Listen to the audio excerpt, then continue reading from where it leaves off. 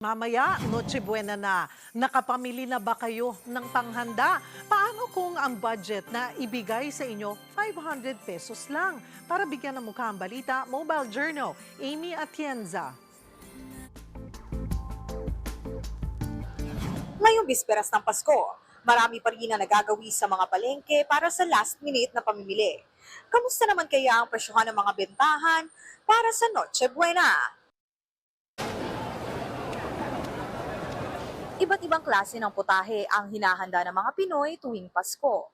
Pwedeng spaghetti o pansit, o kaya na may mga seafood gaya ng hipon at alimango. Dito sa Farmers Market sa Cubao, ang presyo ng baboy nasa 340 pesos ang kada kilo. Para naman sa mga seafood, pinipilahan itong alimango, pero aabot na sa 1,500 to 1,800 pesos ang isang kilo niyan ha. Ang ihipo naman, 470 pesos na ang kilo. Punta tayo sa prutas. Ang mansanas, 30 to 50 pesos na kada piraso. 150 to 250 pesos ang isang piling ng saging, depende sa timbang.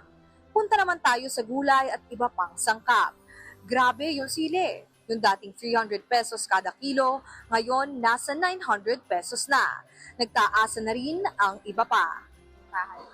Ang carrots po, 250. Ang sibuyas, ngayon mataas kasi. Ano na lang, 180, 200, ganyan. Kung ganyan ang presyohan, ano pa nga bang Noche Buena ko kung ngayon pa lang ako mamimili? Ayan mga kapatid, na karating na tayo dito sa Farmers Market sa Cubao at tingnan natin kung saan naabot yung 500 pesos natin para maibigay natin sa ating mga kapwa-kapatid na nangangailangan ng handa ngayong Pasko. Sa halagang 500 pesos, nakabili tayo ng 1 kilong bigas for 50 pesos. Mayroon ding mansanas na 100 piso lang at syempre kutsinta rin na 75 pesos ang halaga. So, ngayon naman mga kapatid, maghanap tayo ng ulam na pwedeng kapares nitong kanin o bigas para naman kahit paano ay buo yung simpleng handang pamasko natin. Nakatsyempo pa ako ng 273 pesos na isang buong manok. Normally, ang kada kilo aabot sa 290 to 310 pesos. So ayun, meron tayong ulam na manok, bigas, prutas, saka yung kutsinta na kakanin.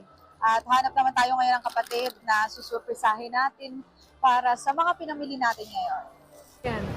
Regalo po, galing po sa One News Philippines. Baka mabigat po eh. Sige, hawakan mo. Okay.